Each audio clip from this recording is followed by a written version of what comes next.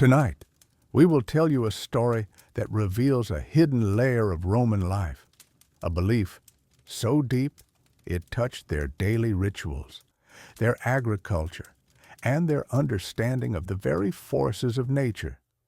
You will learn how the ancient Romans, known for their logic and order, held a curious and powerful fear concerning a natural biological process. You will discover why they believed certain women possessed an unseen influence, capable of blighting crops, dulling the sheen of polished bronze, and, most notably, spoiling the precious wine that was so central to their existence. We will explore the ancient worldview that fostered such ideas, the specific observations documented by figures like Pliny the Elder, and the precise ways they believed this maleficium could manifest. You will come to understand the unique vulnerability they ascribed to wine and the societal precautions that arose from these anxieties. This is a story about the intersection of nature, belief, and the enduring human attempt to control the uncontrollable. Oh, and if you enjoy these stories, please consider suggesting topics for new ones in the comments and subscribe to the channel. New sleep stories are released here every day. So, settle in and let us begin. We will start at the very foundation of their world, in a time when the Romans understood nature not as a separate entity, but as a living, breathing force, intimately connected to every aspect of their lives. The ancient Roman world, unlike our modern world, was not perceived as a collection of inert objects governed by predictable scientific laws. For the Romans, the world was profoundly alive, a vibrant tapestry imbued with unseen powers, subtle influences, and constant signs from the divine. You must endeavor to truly imagine a society where every rustle of leaves in the sacred groves, every flight of birds across the bustling forum, every sudden unseasonal storm carried a potential message, a warning, a blessing, or a direct communication from the celestial realms. Their understanding of the natural order was not separate from their religious beliefs. It was deeply, inextricably intertwined with their daily survival and their very concept of existence. They lived in a universe where the gods were not distant, abstract entities residing in some remote heaven, but ever-present active forces. The concept of numen, a fundamental Latin term, encapsulated this idea. It represented the divine will or active presence that resided not only in the grand, named deities like Jupiter, the king of the gods, or Mars, the god of war, but also in specific places, humble objects, and the myriad natural phenomena of their world. A sacred grove might possess a powerful numen, demanding reverence. A rushing river held its own spirit, requiring offerings. Even a particular gnarled tree, a lone rock, or the flickering flame on a hearth could be thought to embody a divine essence. This meant that the boundary between the mundane and the sacred was often blurred to the point of being imperceptible, and the unseen, invisible forces of the cosmos were perpetually at play, influencing human affairs in ways both grand and subtle. Every field, every household, every crossroads, every threshold had its own protective spirits, the lairs and penates within the home, safeguarding the family and its food stores, the genius of the family head, representing his vital force, the vagitanus, who opened the newborn's mouth for its first cry, or the rabigus, who protected crops from blight. These were not mere whimsical superstitions. They were fundamental, active aspects of their reality. demanding constant reverence, careful ritual, and scrupulous adherence to tradition. This pervasive sense of divine presence, this profound belief in a living, responsive cosmos, naturally led to a constant, almost obsessive focus on omens and portents. The flight patterns of birds, a practice known as augury, were meticulously observed by specialized priests called augurs, who would interpret these aerial signs to discern the god's favor or displeasure before any major undertaking. Whether it was the decision to embark on a military campaign, to elect a new magistrate to high office, or to lay the foundation for a new city, these interpretations guided their actions, sometimes even halting crucial endeavors. But it was not only the formal augurs who sought such signs. A flash of lightning in a clear sky, a sudden earthquake, an animal behaving strangely, such as a dog howling at a new moon or sacred chickens refusing to eat, an unusual birth with deformities, or even a sneeze at a critical moment of decision-making were never dismissed as mere coincidences. They were interpreted as direct communications, urgent warnings, or powerful affirmations from the gods, requiring careful, often specialized interpretation and, frequently, elaborate ritualistic appeasement to restore balance or avert impending misfortune. The Romans were meticulous record keepers of such events, compiling vast collections of omens and their perceived consequences, meticulously studying the intricate language of the divine, seeking patterns and understanding in what we might consider random occurrences. This constant vigilance was a heavy burden, but it was seen as essential for survival and prosperity. Agriculture, the very foundation of Roman society and its sprawling economy, was particularly susceptible to these deeply held beliefs about interconnectedness and divine influence. The fertility of the soil, the success of the annual harvest, the health and fecundity of livestock, upon which their food supply and wealth depended, all were seen as direct reflections of the god's benevolence or wrath, or the proper alignment of beneficial natural forces. A widespread blight on the wheat fields that threatened famine, a sudden, devastating drought that withered crops and emptied wells, a virulent, unexplained animal sickness that decimated flocks, or the inexplicable souring of milk and curdling of cheese. These were not simply unfortunate events caused by natural pathogens, pests, or unpredictable weather patterns. They were often interpreted as a sign of divine displeasure, a punishment for some unacknowledged ritualistic error, or perhaps the insidious result of some unseen malevolent influence.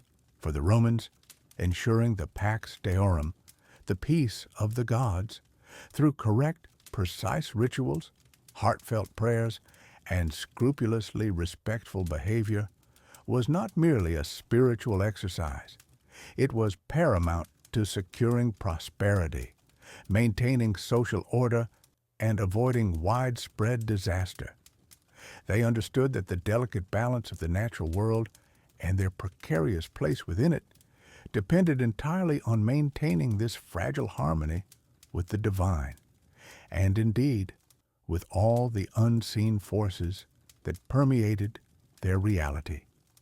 Any disruption, any transgression, any impurity could throw this entire system into chaos.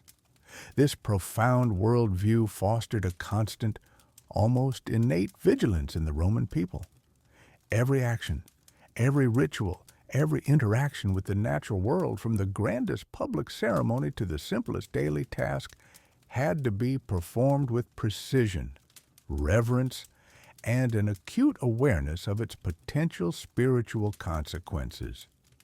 One might unwittingly offend a deity, invite malevolent forces, or disrupt the delicate cosmic balance, not through malicious intent, but through ignorance or carelessness. The Romans understood that if the natural order was disturbed, even subtly, the consequences could be severe and far-reaching, manifesting as widespread illness, personal misfortune, military defeat, or the devastating failure of vital resources upon which their very civilization depended. They believed that certain individuals or certain states of being might possess an inherent quality, a kind of noumen of their own, an intrinsic potency that could either bless or blight the world around them. This was not a power they consciously wielded, but an intrinsic aspect of their being, capable of influencing the world around them without direct intent, simply through their presence or condition. This deep-seated belief system, this understanding of a living, responsive, and often demanding world, provided the fertile ground for many of their more unusual and enduring superstitions, including those surrounding the perceived powers of menstruating women. It was within this intricate framework of interconnectedness, divine influence, constant careful observation, and a profound respect for the delicate balance of existence that specific anxieties about natural processes took root and flourished, shaping their understanding of everything from a bountiful harvest to the mysterious integrity of a cask of wine. They lived in a world where what we consider magic and what we consider reality were not separate, but intricately woven into the very fabric of daily life, where cause and effect could be spiritual and unseen as much as physical, and where the unseen held immense, sometimes fearsome, power over the seen. This constant awareness of the hidden forces and interconnectedness of all things meant that even the most natural bodily functions could be imbued with potent, sometimes fearsome, significance, demanding careful consideration and sometimes specific precautions. In the intricate tapestry of the Roman worldview, where every rustle of leaves, every flight of birds, and every flash of lightning carried deep, often divine meaning, there existed a profound and pervasive understanding of purity and its antithesis, defilement. For the Romans, purity was not merely a matter of physical cleanliness, though that was certainly valued. It was a state of being, a profound ritual condition absolutely essential for maintaining harmony with the gods, with the vast forces of nature, and indeed with one another within the complex fabric of their society. To be pure was to be in the right relationship with the divine realm, to be deemed fit and worthy for sacred rites, for participation in public office, and even for the seemingly simple daily interactions that bound their vast and diverse communities together. It was a condition of readiness, a delicate state of balance, which they believed allowed life to flow unimpeded, crops to flourish, and divine blessings to descend upon their endeavors. This ideal state of purity was a constant aspiration, a foundation upon which their spiritual and civic life was built, a silent agreement with the unseen powers that governed their fate. This Roman concept of purity extended far beyond the visible and tangible. It encompassed a vast, often unseen realm, a spiritual or ritualistic cleanliness that could be astonishingly easily disrupted. Defilement, therefore, was anything that broke this sacred balance, anything that introduced discord or anomaly into the established order. It was perceived as a stain, not always visible to the human eye, but deeply felt, a profound disturbance in the Roman consciousness. Death, for instance, was considered a primary and potent source of defilement.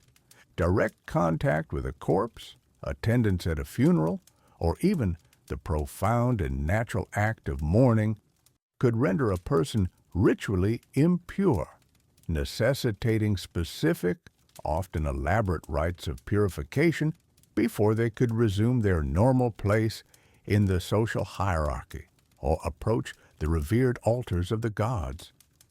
Temples themselves had strict rules regarding who could enter and in what state, emphasizing this need for ritual cleanliness.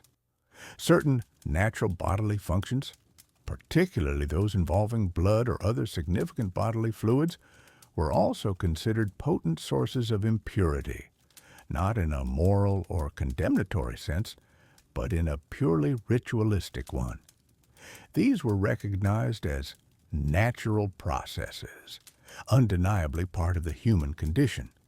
Yet they marked a temporary departure from the state of ideal purity required for certain crucial interactions with the powerful, often mysterious, unseen forces that were believed to govern their world, shaping destinies and influencing outcomes. It was precisely within this meticulously structured framework of purity and defilement that the Romans grappled with the unsettling and often terrifying concept of maleficium. This term, maleficium, is perhaps most commonly, though somewhat narrowly, translated in modern contexts as witchcraft or evil magic. However, in its broader, more nuanced Roman sense, it encompassed a far wider spectrum. It signified a harmful influence, a negative power, an insidious force that could be exerted. Crucially, this exertion was sometimes intentional, arising from the malevolent will of an individual, but often, and perhaps more frighteningly, it occurred simply by the very inherent nature or specific state of a person, an object, or even a particular location. It was understood as an unseen energy, a subtle, often silent emanation that possessed the inherent capacity to disrupt, to corrupt, or to outright destroy. This was not always about a conscious, malevolent intent on the part of an individual, but rather an intrinsic, often involuntary property, a kind of invisible, spiritual contagion that certain states or substances possessed, much like a physical disease, could spread silently through a population. Think of it less as a direct spell cast by a sorcerer with malicious intent, and more as a powerful, disruptive force, akin to a contagious illness or a deeply unfortunate omen, but one that could be carried and transmitted by unexpected, seemingly innocuous sources, contaminating its surroundings without conscious effort. The Romans held a deeply ingrained belief that certain individuals, specific objects, or even particular moments in time could inherently possess, attract, or radiate this potent maleficium. A person believed to be under a curse, a place where a terrible and unnatural crime had occurred, or even an ordinary object that had been touched by an impure hand or exposed to a defiling influence, could, in their view, become an unwilling conduit for this harmful energy. This was not a world where events simply unfolded by chance or random occurrence. Every misfortune, every unexplained phenomenon, every sudden and devastating blight on a vital crop, every mysterious illness striking down a beloved family member without apparent cause could be and often was attributed to some form of maleficium. It was seen as a disturbance in the delicate natural order, a ripple effect caused by these unseen, pervasive energies. They did not merely dismiss such occurrences as bad luck. They sought diligently to understand these forces, not necessarily with the ambition to completely control them, but with the urgent necessity to mitigate their destructive effects, to protect themselves, their families, their livestock, and their precious livelihoods from their insidious, often invisible touch. The pervasive concept of maleficium permeated virtually every aspect of their daily lives, influencing decisions from the grandest public rituals to the most mundane household tasks. Farmers worried constantly about unseen blights affecting their meticulously cultivated fields, fearing that a hidden influence could sour their soil or wither their vital crops. Merchants anxiously guarded against what they perceived as bad luck or a malevolent aura, ruining their trade and undermining their profits. Families lived with a quiet but persistent apprehension about inexplicable illnesses or sudden accidents striking down their loved ones without any discernible physical cause. They rigorously performed complex rituals, offered fervent prayers to a pantheon of gods and spirits, and meticulously observed countless omens and divinations, all in a relentless effort to ward off such malevolent influences and ensure the continued favor of the powers that be. The boundaries between the natural and the supernatural were, for the Romans, remarkably fluid and permeable. The unseen realm was considered just as real, if not more profoundly impactful, than the visible one, a constant presence that shaped their perceptions and anxieties. This deep-seated belief in subtle, powerful, and often inherently harmful energies would profoundly shape their understanding of certain natural phenomena, leading them to attribute astonishing and often devastating powers to things that we today understand purely through the objective lens of modern biology, chemistry, or physics. Their ancient world was, in their perception, vibrantly alive with these hidden forces, and understanding how to navigate them, how to protect oneself from their unpredictable effects, was paramount to survival, prosperity, and the maintenance of societal order.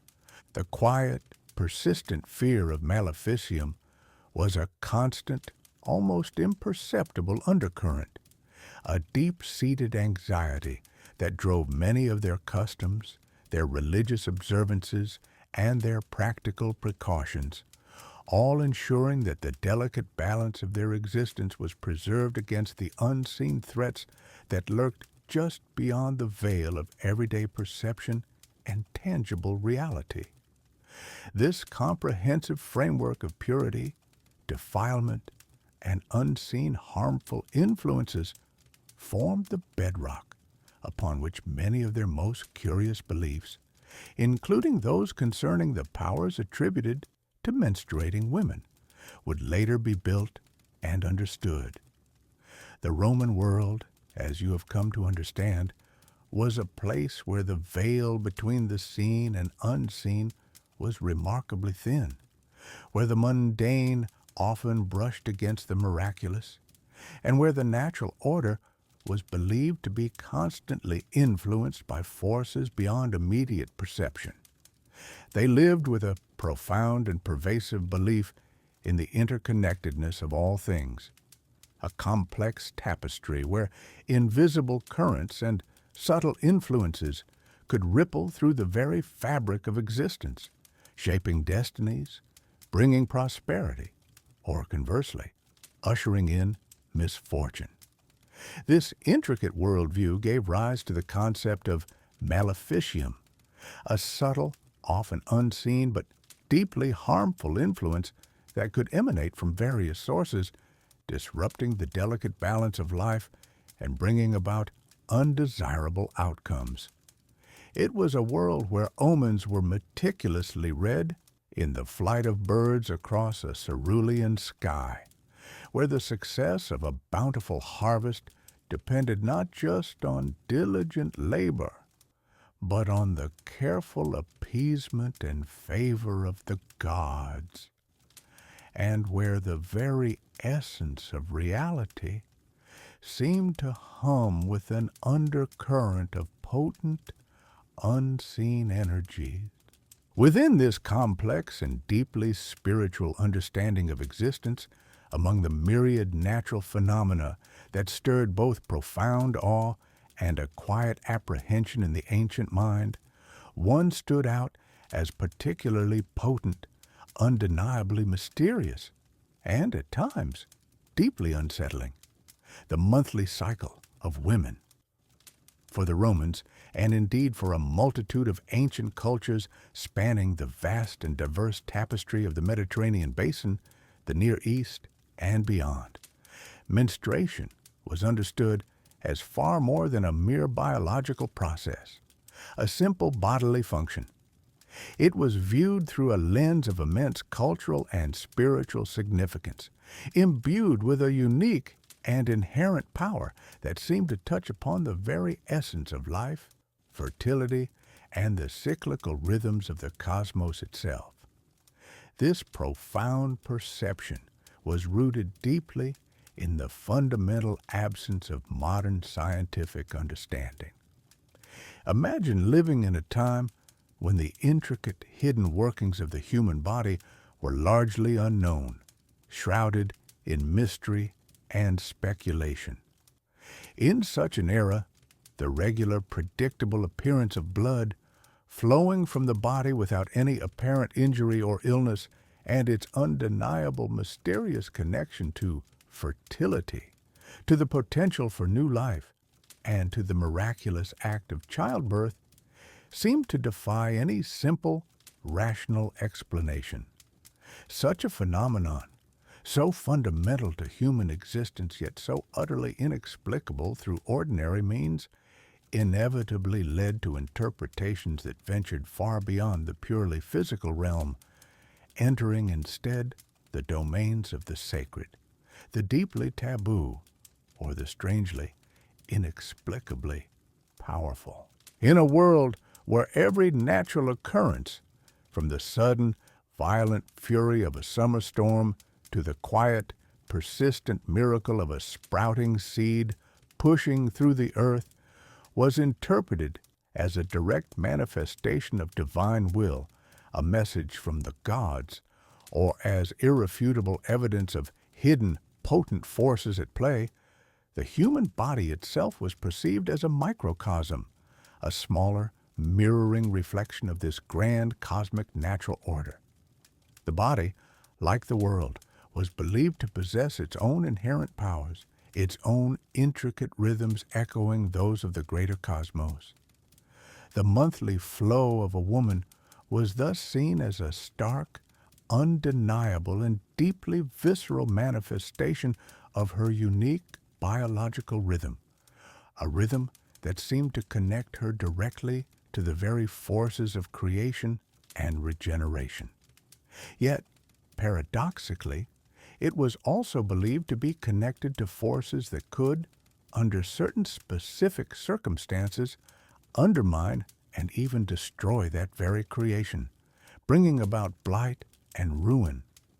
This inherent duality, this capacity for both life-giving potential and a perceived detrimental influence, made the phenomenon particularly enigmatic, a source of both wonder and apprehension. The Romans, with their meticulous and almost obsessive adherence to order, their deeply ingrained principles of ritual purity, and their profound respect for established norms, found this natural process especially challenging to reconcile with their structured understanding of the world. Their expansive concept of religio, a term that encompassed not merely formal religious worship, but also a careful, almost ritualistic observance of proper conduct, A scrupulous respect for divine boundaries, and a constant vigilant effort to maintain cosmic harmony dictated a clear and crucial distinction between states of purity and states of impurity. Certain conditions or events, such as contact with death, certain illnesses, or specific bodily excretions, were understood to render an individual or even an object ritually defiled, requiring specific, often elaborate, purification rites to restore equilibrium and avert divine displeasure.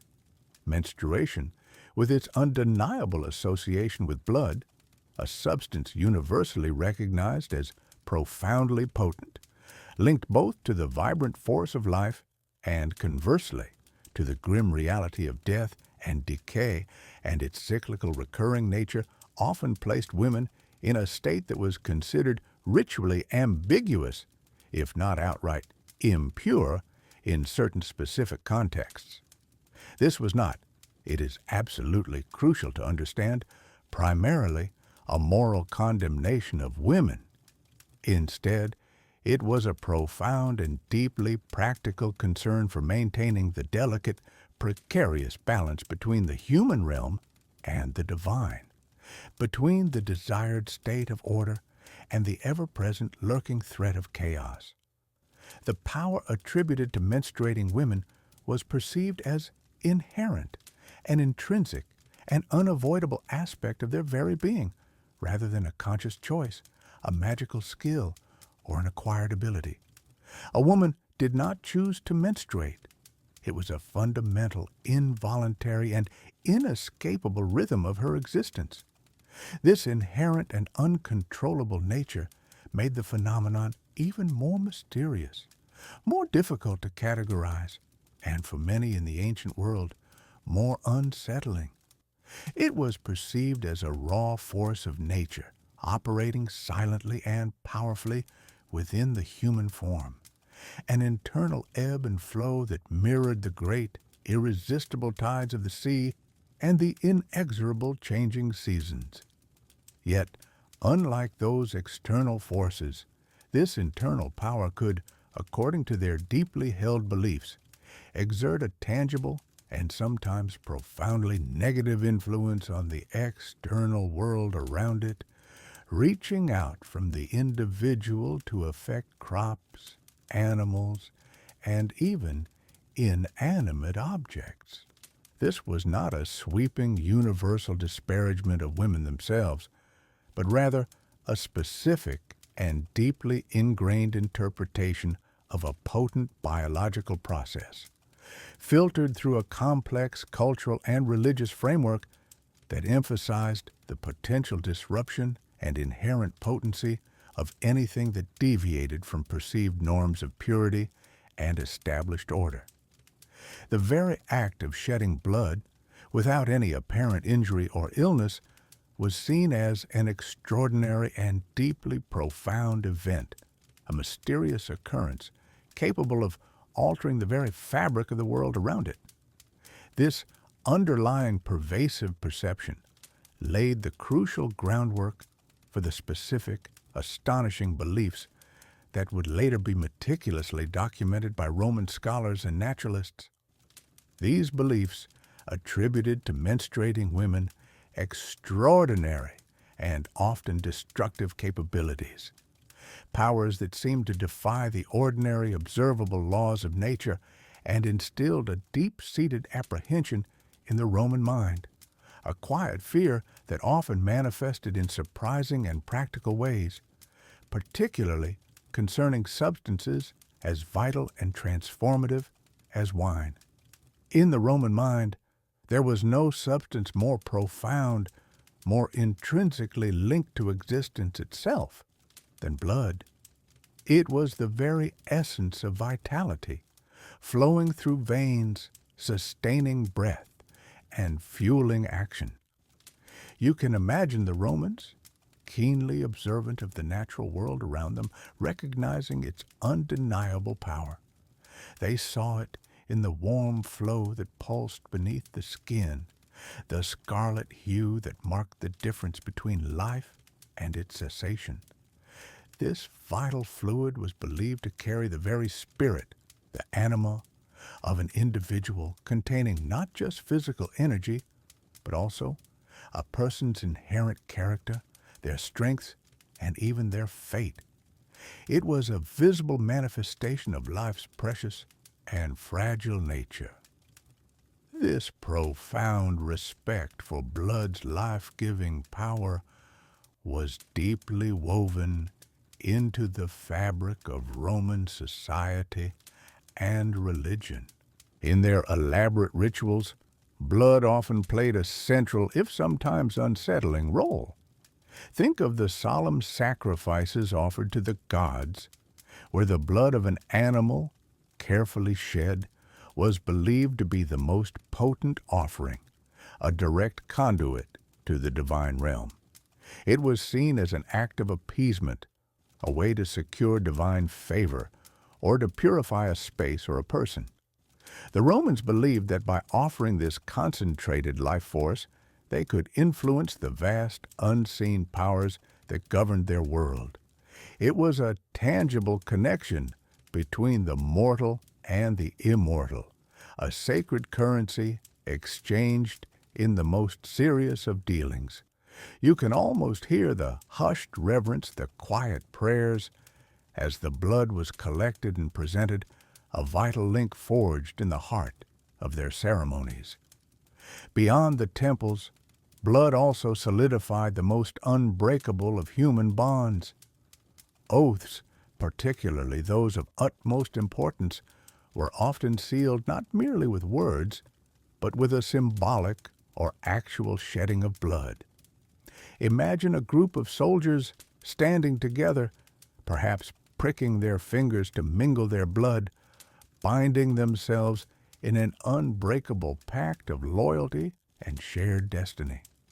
Such rituals underscore the absolute seriousness of their commitments, for blood was seen as the most potent guarantor of truth and faithfulness. To betray such an oath was not merely to break a promise. It was to defy the very essence of life and honor, invoking the gravest of consequences from both men and gods. This made the concept of blood ties, whether by birth or by solemn agreement, incredibly powerful and enduring in their collective consciousness. However, this immense power of blood was not exclusively benevolent. The Romans understood that anything so potent also possessed a dangerous, even polluting aspect. While blood inside the body represented health and vigor, blood outside the body, particularly when shed in an uncontrolled or unnatural way, carried a different, more ominous significance. It became a symbol of defilement, of a break in the natural order, and a source of ritual impurity. Think of the chilling sight of blood spilled in violence, or the tragic loss of life that it signified. This was not merely a physical mess, it was a spiritual disruption. Certain types of blood, such as that from a corpse or from specific bodily functions, were considered ritually unclean, requiring purification rites before one could re-enter sacred spaces or engage in daily life without fear of contamination. This dual nature, both life-giving and potentially defiling, made blood a subject of both profound reverence and deep apprehension. This perception of blood as a substance of immense, yet often ambiguous power was fundamental to their understanding of the human body and its various emissions. For the Romans, the body was a microcosm of the natural world, a complex system influenced by both internal states and external forces. What flowed from the body, whether sweat, tears, or blood, was not merely waste, but a concentrated expression of the individual's inner state and essence. Thus, anything that exited the body carried with it a powerful, potentially transformative charge. This belief was not limited to the dramatic shedding of blood in battle or sacrifice. It extended to the more mundane, yet equally mysterious, natural processes. It was in this context that the monthly cycle of women, involving the emission of blood, took on a particular significance. It was not simply about the physical act, it was about the inherent power attributed to the blood itself. If blood was the essence of life, capable of sealing oaths and appeasing gods, then its regular, natural flow from a woman's body was seen as an undeniable manifestation of a unique and potent energy. This energy, while natural, was also perceived as being outside the ordinary controlled bounds of the body, making it inherently unpredictable and potentially disruptive. It was a force that defied easy categorization, existing in a liminal space between the sacred and the profane, between life-giving potential and something that could, paradoxically, corrupt or diminish.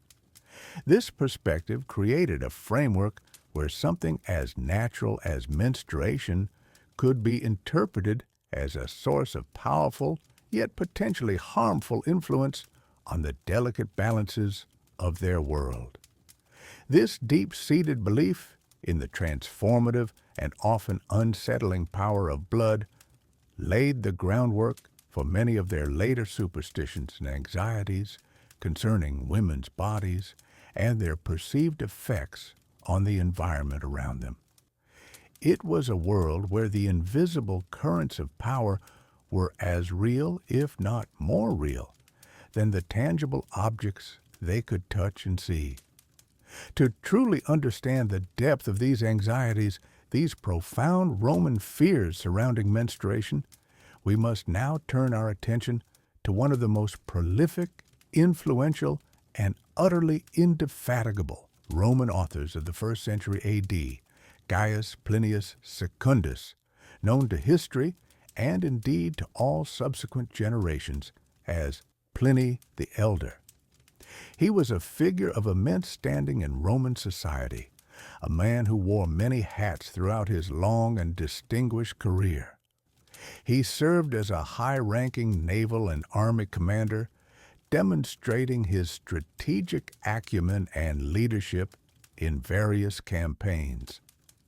He held significant administrative positions within the vast Roman Empire, showcasing his organizational skills and dedication to public service. Furthermore, he was a trusted confidant and personal friend to the powerful Emperor Vespasian, a testament to his intellect and integrity. Yet, above all these accomplishments, Pliny the Elder was, at his core, a tireless scholar and a prodigious writer, driven by an insatiable curiosity and a relentless commitment to observing, documenting, and compiling the immense disparate body of knowledge accumulated by humanity up to his time. His magnum opus, his life's work, a monumental encyclopedia titled Naturalis Historia, or Natural History, stands as an unparalleled and truly astonishing testament to the Roman understanding of the world, a mirror reflecting the intellectual landscape of their age. This colossal compilation, meticulously organized and spanning an incredible 37 books, was not merely a collection of scientific facts as we define and understand them today, filtered through rigorous experimentation and verification. Instead, it was a grand, sprawling tapestry woven from every conceivable thread of information known and believed about the natural world, human inventions, artistic endeavors, medical practices, geographical wonders, and the countless customs and beliefs that shaped human societies. Pliny, in his tireless pursuit of knowledge, gathered information from an extraordinary array of sources, numbering in the thousands. He consulted both Greek and Roman texts, ancient philosophical treatises, contemporary reports, and often, without strict critical distinction, incorporated widely accepted popular folklore and traditional wisdom passed down through generations. He recorded everything imaginable, from the precise properties of countless plants and animals, their habitats and behaviors, to detailed geographical descriptions of distant lands and peoples, intricate metallurgical processes used in crafting tools and ornaments, and most crucially, for our specific story, the deeply held pervasive beliefs concerning the subtle yet powerful influences that human beings and certain human states were thought to exert upon their surrounding environment. Pliny's overarching aim in authoring natural history was not to argue a single thesis or to prove a novel scientific theory. Rather, it was to present a comprehensive encyclopedic survey of all nature, a grand summation, a truly meticulously catalogued compendium of human knowledge up to his time, making it accessible and organized for the benefit of future generations. He was, in essence, the ultimate compiler, the quintessential polymath of his era, a man who sought to bring order, structure, and coherence to the boundless wonders, perplexing anomalies, and enduring mysteries of the universe, as it was understood by the highly practical yet deeply superstitious Romans. His personal working habits were legendary. He reportedly read or had books read to him constantly, even during meals or while traveling, and dictated notes to his scribes without pause, driven by an almost obsessive desire to capture every piece of information. This rigorous, almost monastic dedication to scholarship, combined with his high social standing and official roles, lent immense credibility to his work.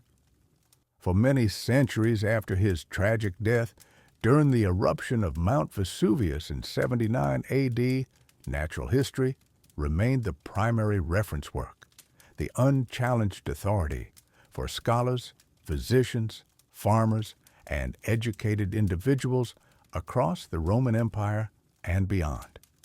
It profoundly shaped the worldview of countless generations, acting as a foundational text for understanding the cosmos, the earth, and the place of humanity within it.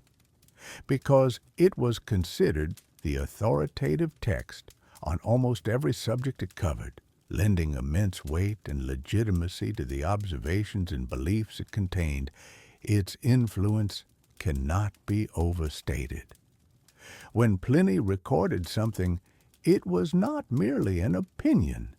It was presented as established knowledge, a fact of the natural world. Among the vast multitude of subjects documented within these weighty volumes were the truly extraordinary, and to our modern sensibilities, deeply unsettling accounts of the specific, often destructive powers attributed to menstruating women. It is vital to understand that Pliny did not invent these ideas. He was not creating new superstitions. Rather, he meticulously collected, synthesized, and codified them, presenting them as observations widely accepted and firmly believed within Roman society. He described these phenomena with a methodical, serious, and matter-of-fact tone, treating them with the same earnestness he applied to describing geological formations or the migratory patterns of birds. These were not mere whimsical fancies or isolated folk tales to the Romans. They were considered demonstrable realities, phenomena that, to the modern mind, might seem utterly fantastical and illogical, yet which were profoundly ingrained in the Roman psyche, reflecting their deep and pervasive belief in unseen forces, subtle energies, and the delicate, often precarious balance of the natural order. Pliny's writings, therefore, reveal to us a world where the boundaries between the physical and the mystical, between what we now call science and what we label superstition, were far more fluid, permeable, and interconnected than we perceive them today. It was a world where a natural biological bodily function, something as intrinsic and universal as menstruation, could be seen as possessing a formidable, almost supernatural capacity to alter, blight, or even destroy the very fabric of reality around it. These attributed powers were not dismissed as mere superstitions by the Romans. They were regarded as natural laws, as potent, predictable, and undeniable as the changing seasons, the ebb and flow of tides, or the life-giving growth of a vine. They were integral to their understanding of cause and effect in the world.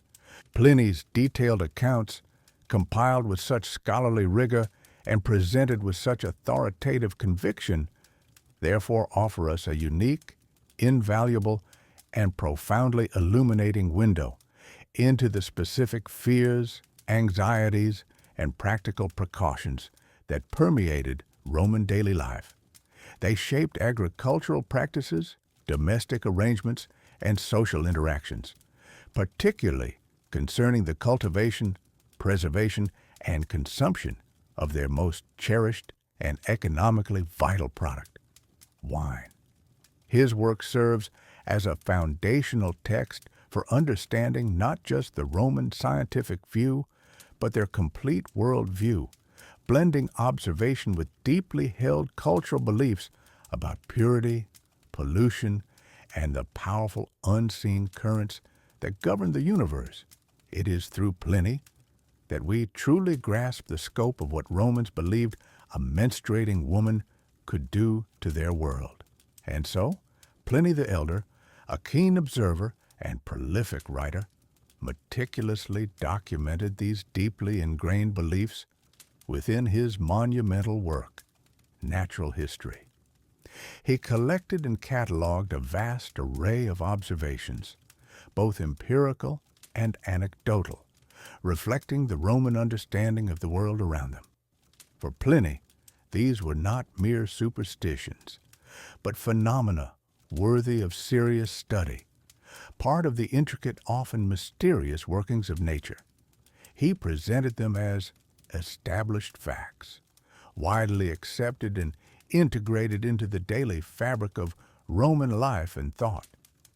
He approached these accounts with the serious academic curiosity of his age, compiling them alongside other natural phenomena, from the habits of animals to the catalog of potential harms attributed to menstruating women, meticulously recorded by Pliny the Elder, extended far beyond the simple blighting of crops or the dulling of household items. While the general concept of maleficium implied a broad, diffuse power to corrupt or diminish, wine held a uniquely prominent and fragile place in the Roman mind, making it an object of particular anxiety. For the Romans, with their profound respect for the delicate balance of nature and their deep-seated belief in unseen forces, attributed the spoiling of wine to very specific mechanisms, all rooted in the unique influence they believed menstruating women possessed. For them, this was not merely a random misfortune, it was a predictable, if mysterious, consequence of a potent natural energy. They considered wine to be a living entity, undergoing a transformative process from grape to beverage, and thus uniquely vulnerable to any disruption of its inherent vitality. The perceived methods of spoilage were varied, yet all pointed to an invisible, insidious power. The simplest, and perhaps most unnerving, was through a mere glance. Imagine a cellar, cool and dark, filled with rows of amphorae, the large clay jars used for storing wine. The air might be thick with the sweet, earthy scent of fermenting grapes, a smell that spoke of future pleasure and prosperity. Yet, a woman in the state of menstruation need only cast her eyes upon these vessels, and according to the popular belief, the wine within could begin to turn. This concept resonated with the broader Roman idea of the evil eye or fascinum, where an envious or malevolent gaze could inflict harm, but in this specific context, it was not malice, but an inherent natural emanation. Her vision, usually a means of perception, was thought to become a conduit for this malefic influence, a silent, unseen ray of disruption penetrating the very heart of the liquid.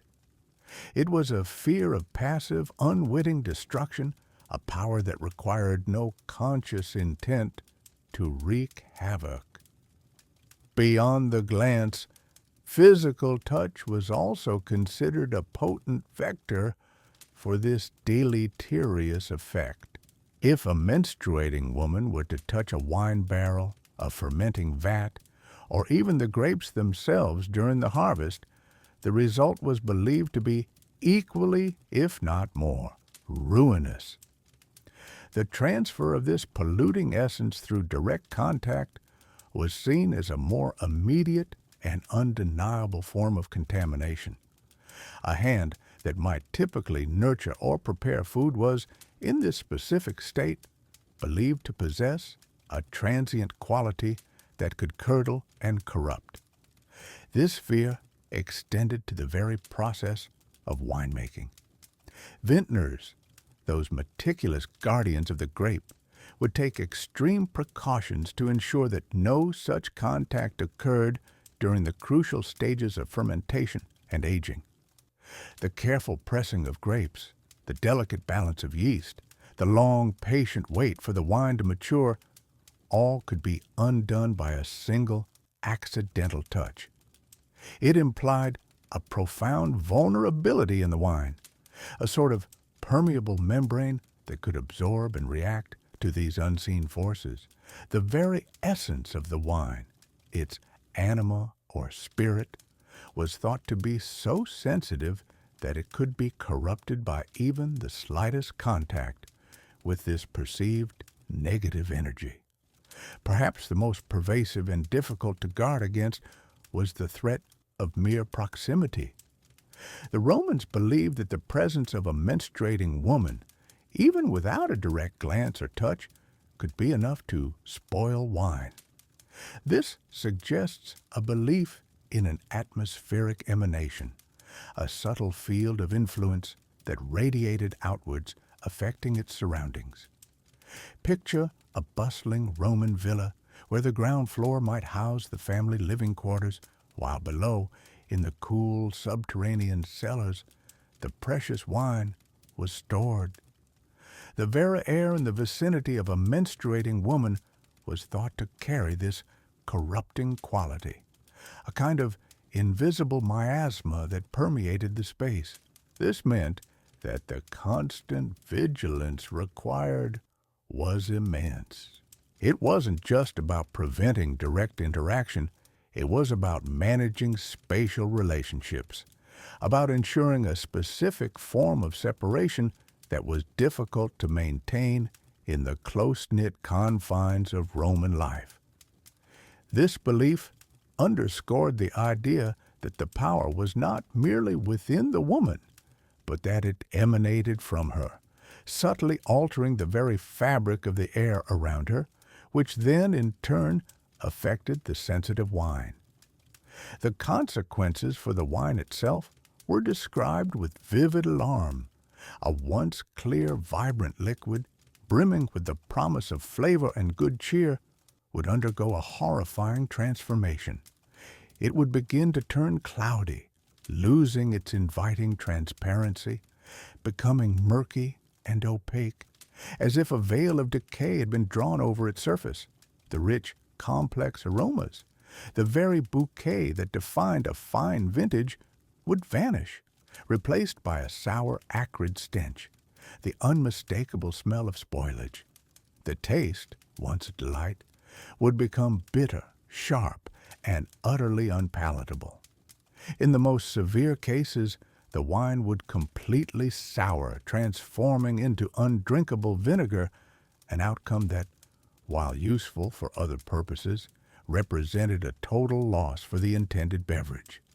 Worse still, some accounts suggested it could become putrid, a foul-smelling liquid that was not merely spoiled, but actively offensive, a symbol of corruption and waste. For the Romans, this was more than just a culinary disaster. It was an economic catastrophe and a social affront. Wine was not just a drink. It was a cornerstone of their diet, a vital component of religious rituals, social gatherings, and medical practices. It was a source of great pride for the vintner who cultivated the grapes and oversaw the fermentation, and a symbol of status and hospitality for the host. The ruination of a batch of wine, especially a large one, could represent a significant financial loss for a family or an estate. It meant months, even years, of labor rendered useless, resources wasted, and potential income vanished. The idea that such a disaster could be brought about by an invisible, uncontrollable force emanating from within their own community must have been profoundly unsettling. It reinforced a sense of vulnerability to unseen powers, a constant reminder that the natural world, while providing abundance, also held mysterious and potentially destructive energies. This deep-seated fear of wine spoilage by menstruating women speaks volumes about the Roman worldview. It illustrates their attempt to rationalize natural phenomena through a lens of inherent, often mysterious, properties. The souring of wine, a process they did not scientifically understand, was attributed to a powerful, albeit misunderstood, biological event in women. This belief was not born of malice, but of an earnest attempt to explain the inexplicable, to find a cause for an effect that had significant impact on their daily lives and economy. The perceived mechanism, glance, touch, proximity, highlights a culture that believed in subtle emanations, in the interconnectedness of all things, where even the most seemingly benign presence could carry a potent, transformative charge. The dark cellars where wine matured, the cool stone walls protecting the precious liquid, were, in this context, not just storage spaces, but vulnerable sanctuaries, constantly at risk from an unseen yet deeply feared force. The fear was palpable, a quiet anxiety that underscored the rituals and precautions surrounding one of their most cherished commodities, shaping daily practices and reinforcing certain societal roles based on deeply ingrained yet unproven beliefs about the world around them. Given such deeply held beliefs about the destructive potential, particularly concerning something as vital and valuable as wine, it was inevitable that Roman society developed a series of extensive precautions and practices to safeguard their cherished beverage. These measures were not merely superstitious rituals born of ignorance or simple folk tales. They were practical applications of their profound understanding of the natural world, a world they perceived as alive with intricate, invisible forces and subtle yet powerful energies. Their meticulous aim was to safeguard and protect their precious harvests and ensure the consistent quality of a drink central to their social gatherings, religious ceremonies, and economic prosperity. In the sun-drenched vineyards, during the crucial periods of grape ripening and the intense, dusty, and laborious days of harvest, when the air hummed with the labor of countless hands, great care was taken to observe these unwritten but widely understood rules. You would find that women, especially those believed to be menstruating, were often explicitly excluded from working directly with the vines or handling the newly picked grapes. The pervasive fear was that their mere presence, their close proximity, could blight the fruit itself, causing the plump, juice-filled grapes to shrivel prematurely on the vine, turning them dry and useless, or leading to the production of a sour, unusable must once crushed, rendering the entire effort futile. The air in the vineyard, usually fragrant with the sweet, earthy scent of sun-warmed grapes and dry soil, would also carry a subtle yet constant underlying tension, a vigilance against any potential unseen contamination. Harvesters, typically male, would often perform small private rites before beginning their arduous work, murmuring ancient prayers to agricultural deities like Ceres, the benevolent goddess of grain and harvest, or Liber, the vital god of viticulture and wine, seeking their divine protection against unseen harms that could ruin their laborious efforts. But the most stringent and unyielding precautions were universally reserved for the cella venaria, the wine cellar itself. This was often a cool, dimly lit place, sometimes built partially underground to maintain a consistent, stable temperature, with rows of large, bulbous clay amphorae, known as dolia, embedded directly in the earth or arranged on sturdy wooden stands. Here, the raw, freshly pressed grape juice was left to undergo its slow, miraculous transformation, fermenting into wine. This process, so mysterious, so vital, and so dependent on unseen chemical changes to the Romans, was seen as particularly vulnerable to adverse influences. A menstruating woman, it was believed, could sour or cloud an entire batch with a single inadvertent glance, a fleeting touch, or even by simply breathing the same air within the enclosed space. The rich, sweet, sometimes pungent smell of fermenting grape juice, a potent promise of future pleasure, communal feasting, and economic prosperity, was something they guarded with utmost diligence and a profound sense. The beliefs we have explored tonight concerning the perceived power of menstruating women to affect the natural world, particularly the delicate process of winemaking, were not mere superstitions to the Romans. They were deeply ingrained aspects of their worldview, shaping their daily lives, their agricultural practices, and their societal norms. For them, the world was a complex tapestry of visible and invisible forces, where the natural and the supernatural were not rigidly separated, but intertwined. Every unusual event, every unexpected blight upon a crop, every sudden change in the quality of their most cherished beverage could be attributed to a specific influence, a break in the natural order, or the presence of a potent, unseen energy that disturbed the delicate balance of existence. This comprehensive understanding of the world meant that practical precautions, such as keeping menstruating women away from vineyards during key phases of growth or fermentation, were not seen as irrational or discriminatory, but as sensible, necessary measures, crucial for the prosperity of their households and the stability of their economy. They were a form of ancient risk management, a way to protect vital resources from a perceived potent threat that defied simple explanation. The fear was genuine, stemming from a fundamental lack of scientific understanding of biological processes and the intricate chemistry of fermentation.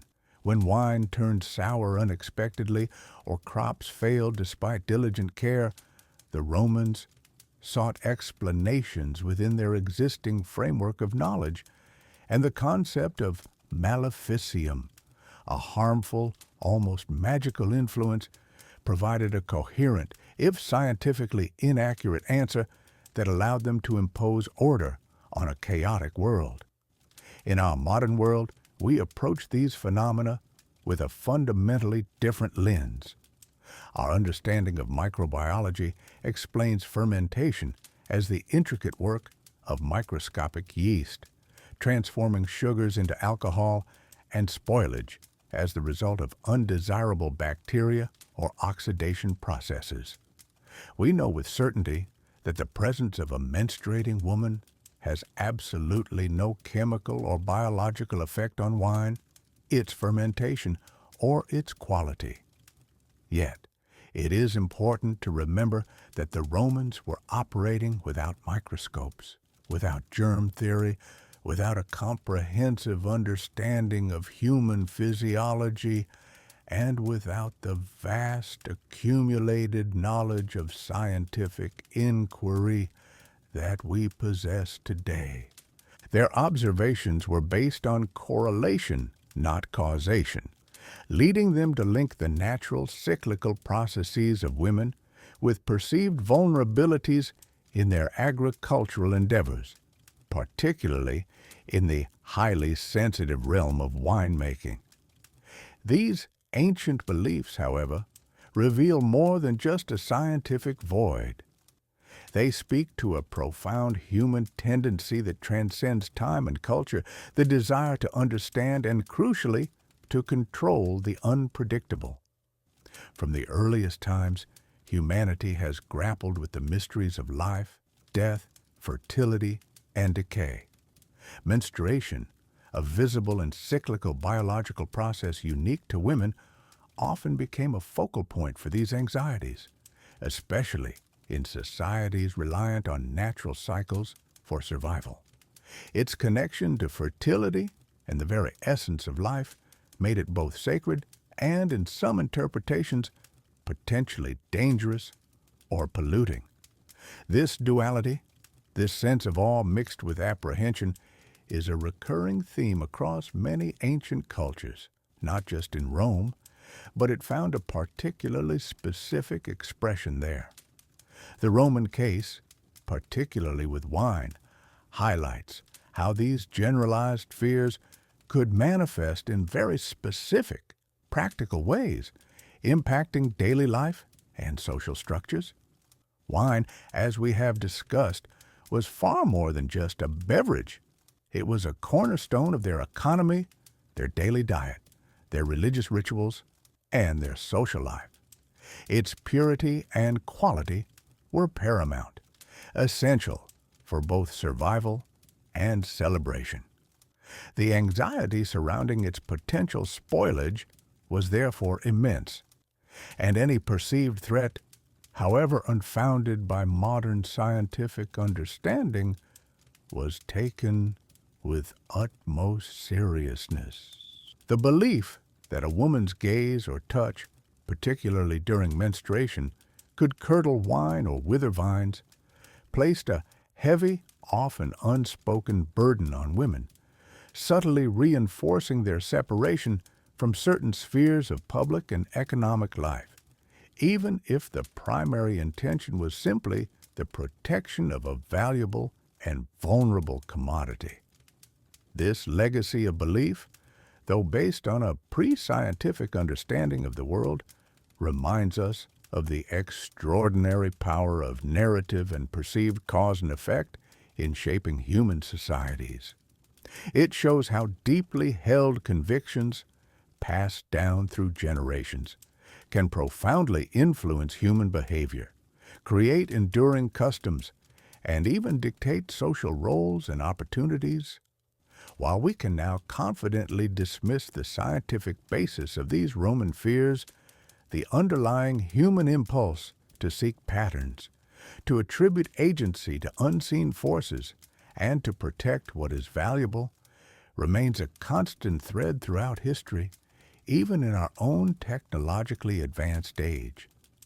The story of why Romans feared menstruating women could spoil wine is not merely a curious historical footnote. It is a profound window into a fundamentally different way of perceiving the world, a world where the boundaries between the human body, the wildness of nature, and even the divine were fluid, and where powerful unseen forces were believed to be at play in every aspect of existence. It is a story that invites us to reflect on how our own beliefs, even those we consider entirely rational, continue to shape our world, and how much we still have to learn about the intricate dance between human perception and the vast, often mysterious universe around us.